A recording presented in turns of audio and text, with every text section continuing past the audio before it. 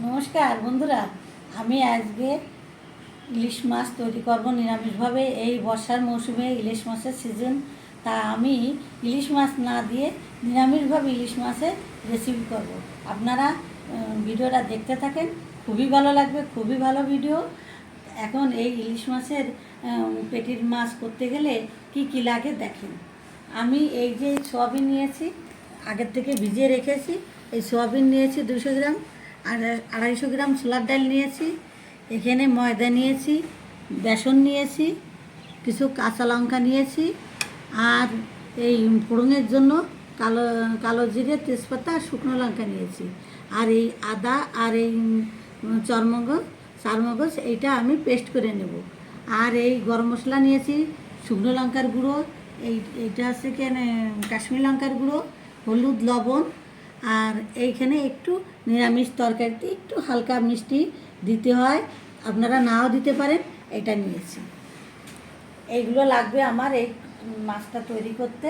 এখন আস্তে আস্তে করি, আপনারা দেখেন, আশা করি ভালো লাগবে। আমি মিক্সিতে এই আদাটা দিয়ে দেবো, এই আদাটা দিয়ে দেবো ব্লেন্ড করার জন্য। আর এইটা এই চারমগজ এইটা ভিজিয়ে রেখেছিলাম, এইটা দিয়ে দেবো। এটা ব্লেন্ড করে আনবো। আর কয়টা লঙ্কা দিয়ে দেবো। এইটা ব্লেন্ড করে আনবে। হালকা একটু হলুদ দিয়ে দেবো,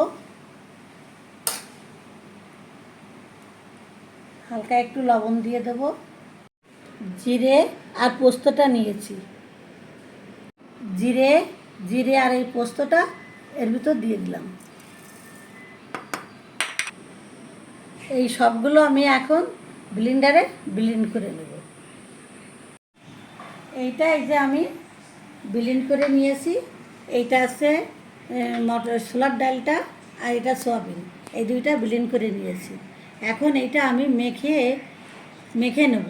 এর ভিতর আমি একটু বেসন দিয়ে দেবো, 3-4 চামচ বেসন দিয়ে দিলাম। এখানে আমি 3 চামচ ময়দা দিয়ে দেবো বাইন্ডিংয়ের জন্য। এই 3 চামচ ময়দা দিয়ে দিলাম। এখন এর ভিতর দেবো একটু হলুদ, একটু হলুদ দিয়ে দেবো, একটু লবণ দিয়ে দেবো, একটু লবণ দিয়ে দেবো। মশলা করেছি, এই মশলাটা দিয়ে দিলাম। আমার গুঁড়ো মশলা নাই, যেহেতু আমি এই ব্লেন্ড করা যে মশলাটা এটা দিয়ে দিলাম।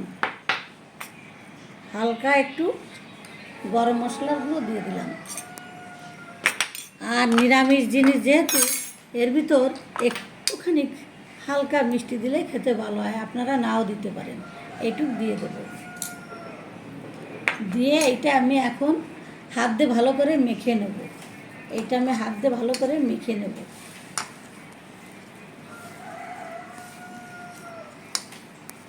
এটা আমি ভালো করে মেখে নিয়েছি।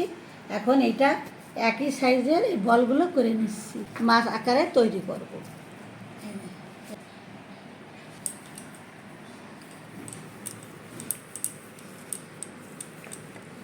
হাতের ভিতর গোল পাকিয়ে নিব, নিয়ে তারপরে আমি এটা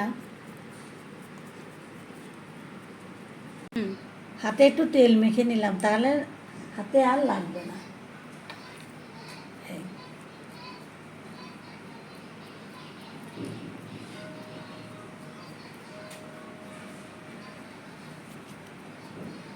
ইলিশ মাছের পেটি আকারে করে নেব।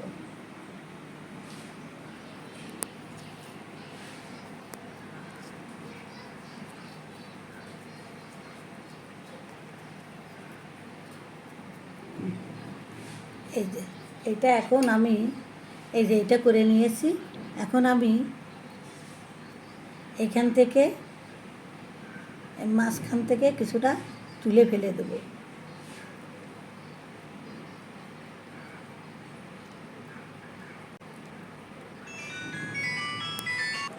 হ্যাঁ, এই যে এইটা করে নিয়েছি। আর এইখানটা একটু একটু ইলিশ মাছের এখানে একটু এরকম করে দিতে হবে।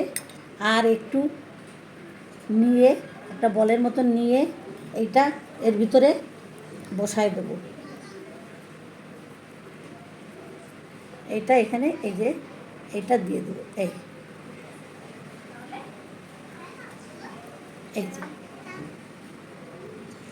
এই যে এই দুইটা মাছ আমি তৈরি করেছি।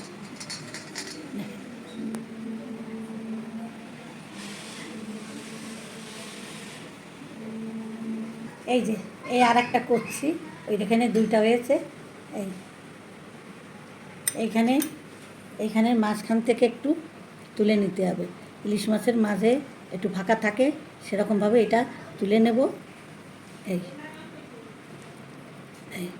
এইটা তুলে নেব, এটা পরে বল আকারে দিয়ে দেবো।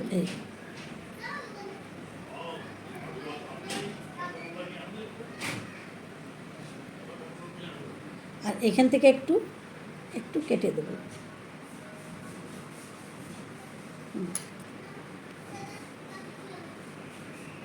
আকারে এটা পরে পাকিয়ে নিয়ে এটা এর ভিতরে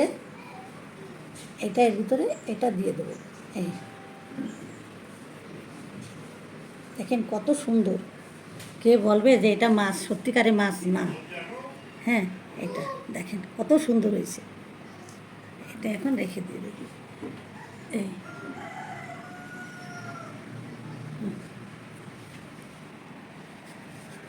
হয়েছে। এবার এভাবে একে সব মাছগুলি আমি করে নেব। সব মাছগুলি আমি একে একে করে নেব।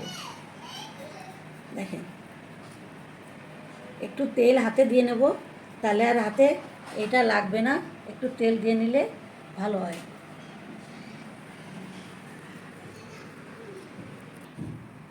সবকটা মাছ তৈরি করা হয়ে গেছে। দেখেন কত সুন্দর হয়েছে। দেখেন এখন এই মাছগুলো আমি এখন রান্না করব। সব দিয়ে দিলাম। ইলিশ মাছগুলো ভাজার জন্য আমি তেল দিয়ে দিলাম।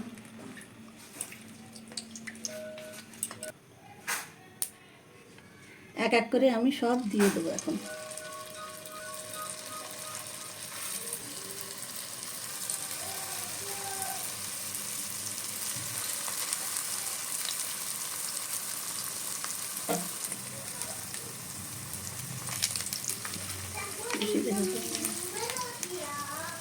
হয়ে গেছে, এটা এই মাছটা ভাজা হয়ে গেছে।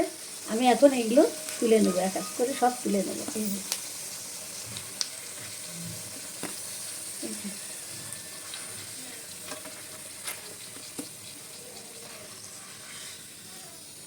এই যে সব তুলে নিলাম।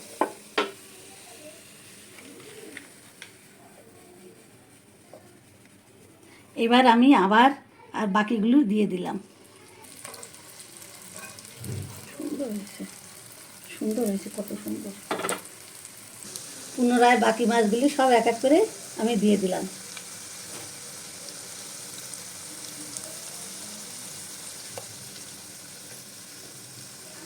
হ্যাঁ, এগুলিও ভাজা হয়ে গেছে। আমি এক এক করে সব তুলে নিচ্ছি। দেখেন কত সুন্দর।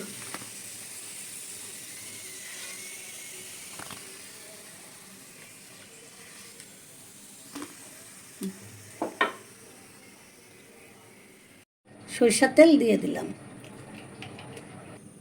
আমি দুইটা শুকনো লঙ্কা দিয়ে দিলাম, একটা তেজপাতা দিয়ে দিলাম, আর এই কালো জিরে দিয়ে দিলাম ফোড়নে।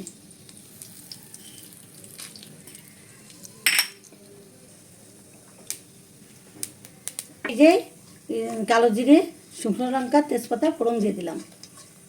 ইলিশ মাছে কালো জিরে ফোড়ন দিলে দেখতেও ভালো লাগে, খেতেও ভালো লাগে, গন্ধটাও ভালো হয়।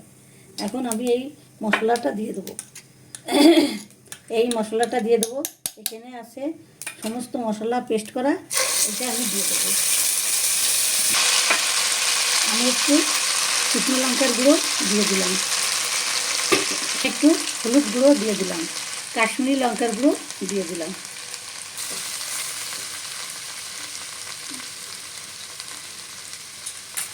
জল দিয়ে দেবো।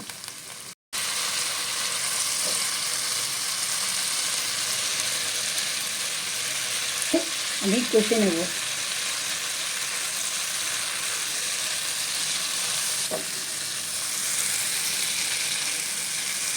মশলাটা প্রায় কষা হয়ে গেছে।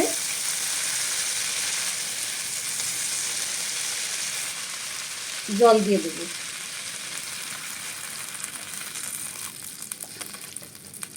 আমি আর একটু হলুদ দিয়ে দেবো।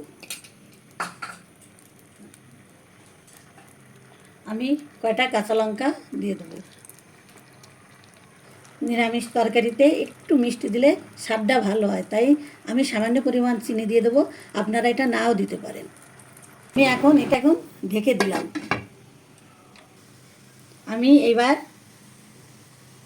এর ভিতর মাছগুলি সব এক এক করে দিয়ে দেবো। এক এক করে সব মাছগুলি দিয়ে দেবো।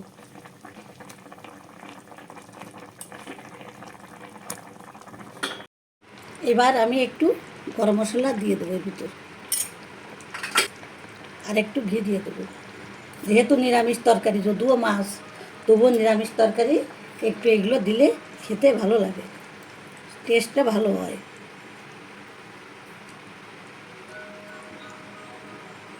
সুন্দর ফ্লেভার বেরোচ্ছে, রান্নাও সুন্দর হয়েছে। এখন আমি এটা সব তুলে ফেলাবো, প্লেটে তুলে ফেলবো। কত সুন্দর রান্না হয়েছে,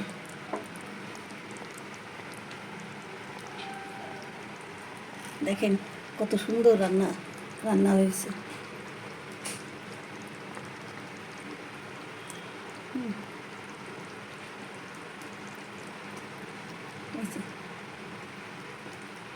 আমি এই মাছগুলি সব এক এক করে তুলে নেব, সব এক এক করে তুলে নেব।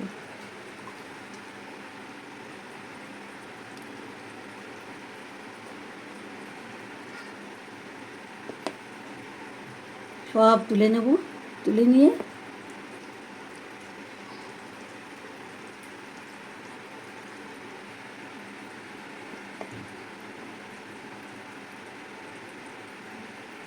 ভুলে গেল।